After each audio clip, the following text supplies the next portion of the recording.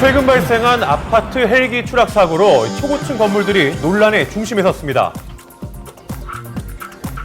자, 이 논란의 이유는 바로 초고층 건물이 헬기 운행의 방해 요인으로 작용하기 때문인데요.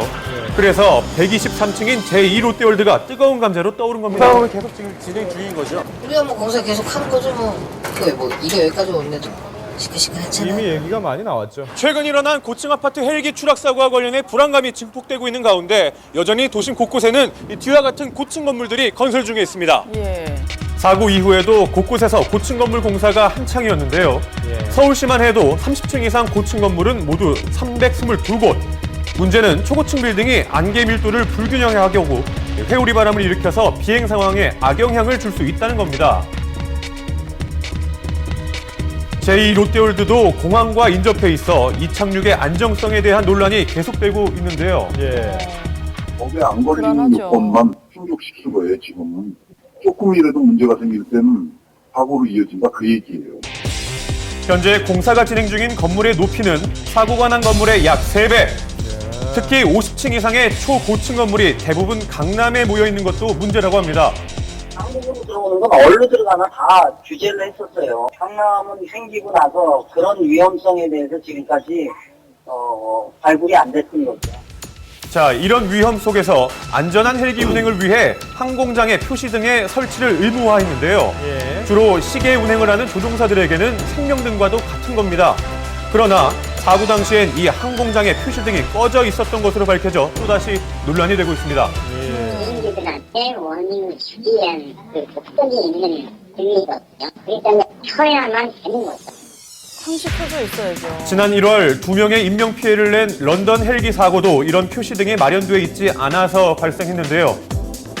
초고층 빌딩 사이에서 그나마 마련된 규제마저 제대로 지켜지지 않는다면 이번과 같은 사고는 또다시 발생할 수밖에 없습니다.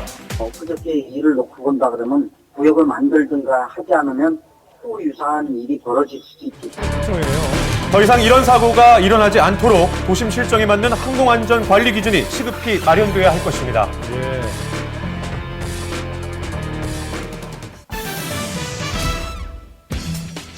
고교생들이 만든 우주 발사체가 우주여행에 성공했다고 합니다. 최근 인터넷을 떠들썩하게 한 영상, 광활한 우주의 모습이 마치 영화 속 한 장면 같은데요. 실제로 우리나라 고교생들이 촬영한 우주 영상이라고 합니다. 실제로요?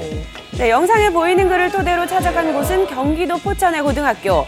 과연 앳된 얼굴에 이 학생들이 정말 우주여행에 성공한 것일까요? 우리가 지금 이 영상을 보고 찾아왔는데요. 이게 이 학교에서 만든 영상이 맞아요? 네, 저희가 이번에 우주선을 띄워서 받은 영상입니다. 그러면 이 영상을 찍은 그 우주선은 어떻게 다시 찾아왔나요? 네, 여기 저희가 산 속에서 찾아왔습니다. 아니 이게 우주에 갔다 왔다고요? 네, 학생들이 우주로 보냈다는 이 우주 발사체. 아무리 봐도 평범한 스티로폼 상자 같은데요. 모르겠네요. 우리가 상상하는 우주선하고는 조금 거리가 먼 모습이지만 놀랍게도 우주여행을 다녀왔다고 합니다. 주위를 흔하게 볼 수 있는 우주 발사체로 만들었다고 하는데요. 신기하네요. 믿을 수가 없어요. 상 간춤용 풍선을 사용했어요. 좀 더 신축성이 있고 한 30km까지 올라갈 수 있습니다. 네, 지난 2일 충남 서천의 바닷가에서 이 우주 발사체를 우주로 띄워보냈다고 합니다. 우주여행의 원리가 궁금하신가요? 네, 바로 헬륨가스를 넣은 풍선을 부력을 이용한 것인데요. 풍선이 터지면서 지구로 귀환하는 것으로 그 장면은 미리 설치한 카메라에 모두 담겼다고 합니다. 작은 카메라로 담은 우주의 아름다운 모습. 하지만 성공하기 전까지 몇 번의 시행착오를 겪었다고 하네요.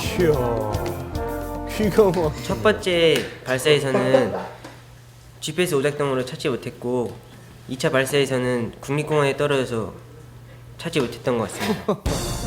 네, 우주 발사체의 위치를 알려주는 GPS가 실험의 성공 포인트. 3번의 시도 끝에 예측한 경로에서 우주 발사체를 회수할 수 있었다고 합니다. 저거는 대단하네요.